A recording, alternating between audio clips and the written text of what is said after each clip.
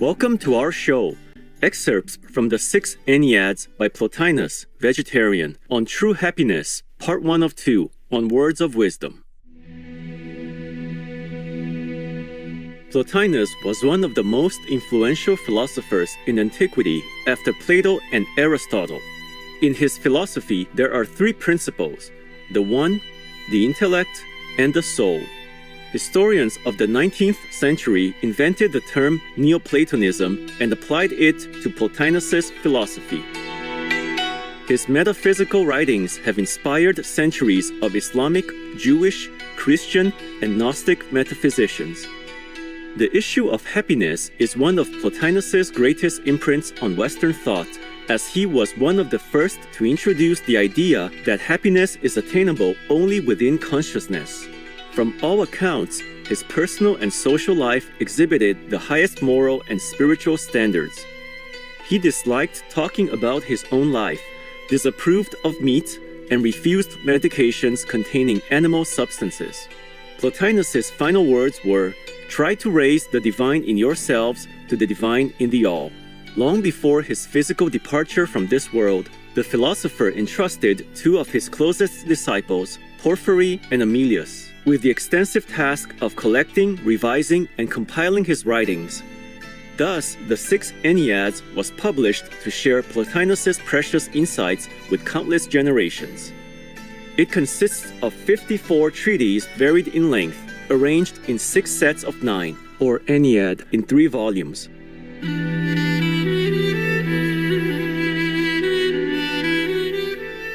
The Enneads are sorted by levels of sophistication, starting with the first Ennead, which emphasizes ethical topics. Today, we are delighted to share with our intelligent viewers a beautiful gem selected from the 6 Enneads by Plotinus, vegetarian, the first Ennead, 4th tractate on true happiness.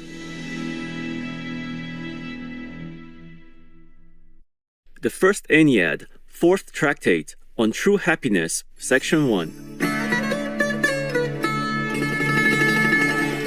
Are we to make true happiness one and the same thing with welfare or prosperity, and therefore within reach of the other living beings as well as ourselves?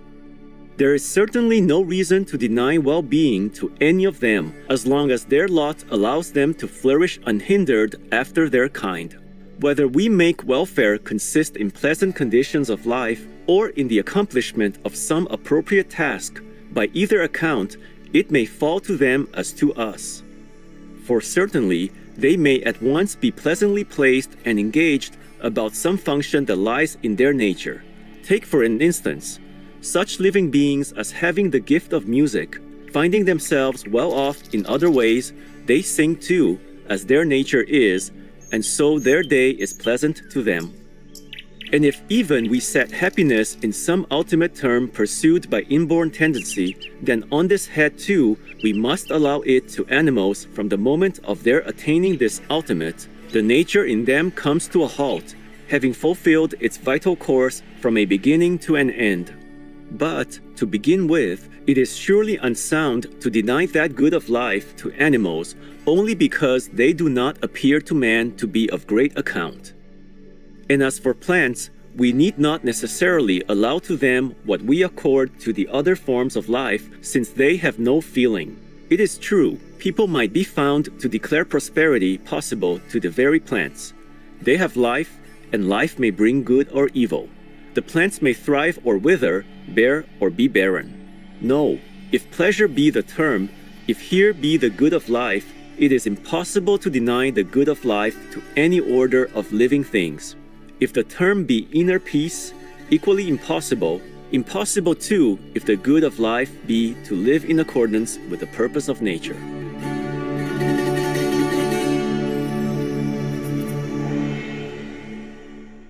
The first Ennead, 4th tractate, on true happiness, section 2. Those that deny the happy life to the plants on the ground that they lack sensation are really denying it to all living things.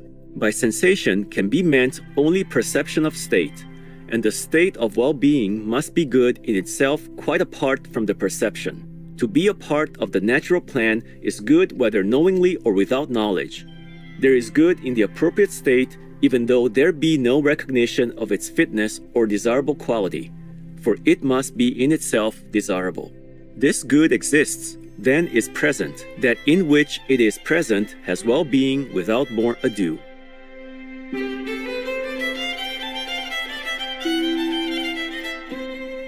The First Ennead, Fourth Tractate, on True Happiness, Section 3. Now, if we draw no distinction as to kinds of life, everything that lives will be capable of happiness, and those will be effectively happy who possess that one common gift of which every living thing is by nature receptive. We could not deny it to the irrational whilst allowing it to the rational. If happiness were inherent in merely being alive, the common ground in which the cause of happiness could always take root would be simply life. Here, let it be said concisely that since all living things proceed from the one principle, but possess life in different degrees, this principle must be the first life and the most complete.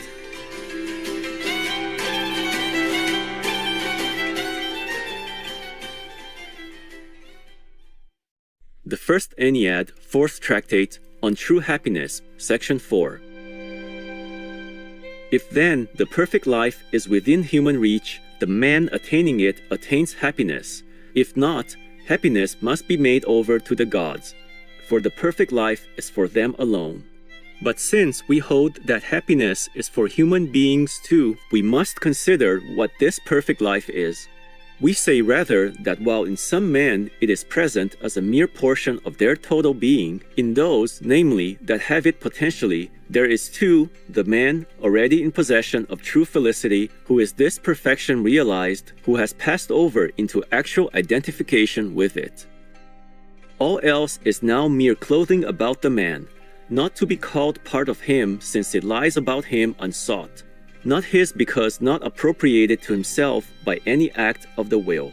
To the man in this state, what is the good? He himself by what he has and is, and the author and principle of what he is and holds is the supreme, which within itself is the good, but manifests itself within the human being after this other mode. The sign that this state has been achieved is that the man seeks nothing else.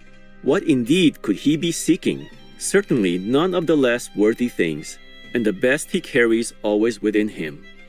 He that has such a life as this has all he needs in life.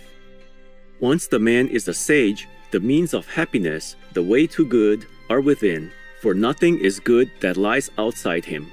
Anything he desires further than this, he seeks as a necessity, and not for himself, but for a subordinate, for the body bound to him, to which since it has life, he must minister the needs of life, not needs, however, to the true man of this degree. He knows himself to stand above all such things, and what he gives to the lower, he so gives as to leave his true life undiminished. Adverse fortune does not shake his felicity. The life so founded is stable ever. Suppose death strikes at his household or at his friends, he knows what death is, as the victims, if they are among the wise, know too. And if death taking from him his familiars and intimates does bring grief, it is not to him, not to the true man, but to that in him which stands apart from the supreme, to that lower man in whose distress he takes no part.